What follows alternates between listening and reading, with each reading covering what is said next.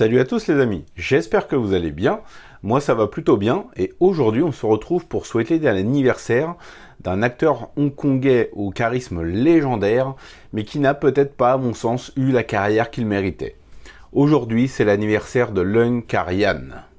恭祝你福壽與天齊，慶賀你生辰快樂，嘿，年年都有今日，歲歲都有今朝，恭喜你，恭喜你。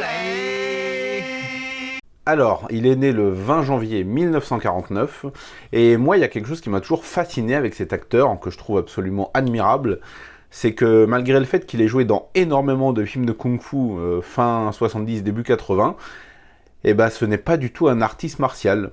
Il avait juste une capacité assez incroyable à reproduire à la perfection les mouvements que les chorégraphes et les réalisateurs lui demandaient. Et il faisait un travail tellement exceptionnel que parfois on le préférait à de vrais artistes martiaux confirmés, mais qui essayaient d'imposer leurs pattes et qui n'écoutaient peut-être pas forcément les recommandations du réalisateur. On le retrouvera d'ailleurs dans des dizaines de films emblématiques des années 80, souvent dirigés par Sammo Hung ou Yuen Woo-ping. Il sut s'imposer comme une figure mythique du cinéma de Hong Kong, se voyant attribuer le surnom de Birdie à cause de sa barbe fournie, chose rare pour un acteur asiatique. C'est après avoir écrit une lettre au patron de la Shaw Brothers pour demander une audition qu'il se vit offrir ses premiers rôles, notamment dans Shaolin Martial Arts et Five Shaolin Masters en 1974. Ce qui lui permettra de côtoyer des grands noms, Lau Kar-leung ou Alexander Fu Chen. On le verra 4 ans plus tard aux côtés de Sammo Hung et Casanova Wong dans les chefs-d'œuvre Warriors 2 en 1978, dont j'ai déjà parlé en long et en large sur la chaîne. Aussi mémorable en héros qu'en antagoniste, il fera des merveilles dans Knockabout ou Odd Couple, et marquera ma mémoire pour sa prestation dans The Victim en 1980, inoubliable de par son combat final ultra violent. Il enchaînera les gros films avec Tigre Blanc en 81 et Miracle Fighters en 82 de Yuen Woo-ping, avant de s'essayer à la réalisation pour la première fois à l'année de ma naissance, en 1984. Son premier film, Profile in Hunger, où il joue le premier rôle avec également au casting Michael Chan et Pat Ha, sera considéré comme un échec. Mais peut-être parce que le film est trop atypique pour le public hongkongais de l'époque. Poursuite à la Mad Max, personnage schizophrène joué par Philippe Ko, quelques scènes à l'ambiance étrange avec des drogués qu'on croirait sortis d'un film post-nuke. Le film sera un échec, et je dois bien avouer avoir été moi aussi déçu la première fois que je l'ai vu. Mais il reste une curiosité à voir au moins une fois. Cet échec contraindra Leung à tenir plus de rôles secondaires que principaux, mais il continuera à marquer l'écran de son charisme, notamment en 1985, aux côtés de Norman Chu et Chung Kuen, dans l'un des polars hongkongais old school les plus violents qui soient, Hong Kong Godfathers, réalisé par Johnny Wong, et son inoubliable finale de 10 grosses minutes où les 3 héros affrontent dans un centre commercial des flics et les hommes de main du méchant à la machette dans un déferlement de violence proprement hallucinant.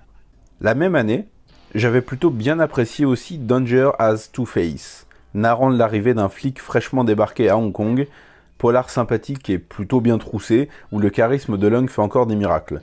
Ainsi que, la même année, This Man is Dangerous, série B efficace et musclée.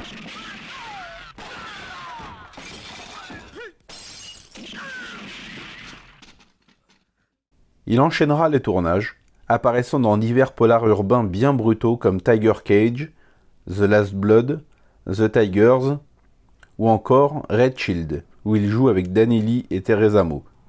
C'est un petit polar, bien efficace et sans aucun temps mort, partagé entre enquête policière et déboires sentimentaux entre 2 flics plongés dans une affaire louche. Le duo Danny-Leung fonctionne très bien à l'écran. Avec son casting plus qu'honorable, le duo de flics formé par Danny et Leung, Yuen Wah et Ben Lam en méchant charismatique, Teresa Mo pour la touche féminine, Shin Fui-on dans un petit rôle, ces scènes d'action sympathiques, dont une descente dans un camp de réfugiés vietnamiens très prenante et bien mise en scène, et ces personnages qui, sans être divinement bien écrits, restent humains. Danny Lee qui néglige sa femme contre son gré, carapé par son travail, et Leung qui voit la sienne le tromper dans son imagination et luttant contre sa paranoïa et son stress. Red Shield est un polar plus qu'appréciable qui se laisse regarder avec un grand plaisir. En 1993, Leung jouera 2 fois avec Jet Li pour Evil Cut et Les Griffes d'Acier. A savoir que dans sa carrière, il réalisera au total 10 films, mais il faut avouer qu'il n'y a rien de vraiment très marquant, même s'il aura l'occasion de diriger Stephen Chow et Simon Yam.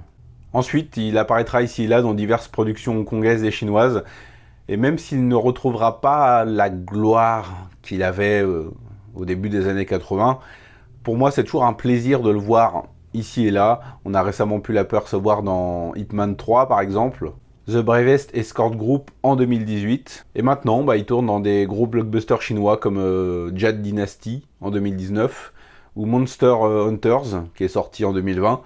Et le truc le plus amusant dans ce film, c'est qu'il retrouve Norman Chu, 35 ans après avoir défoncé tout le monde à la machette dans Hong Kong Godfathers, il se retrouve à jouer dans un blockbuster chinois avec plein d'effets spéciaux. C'est une amitié qui dure.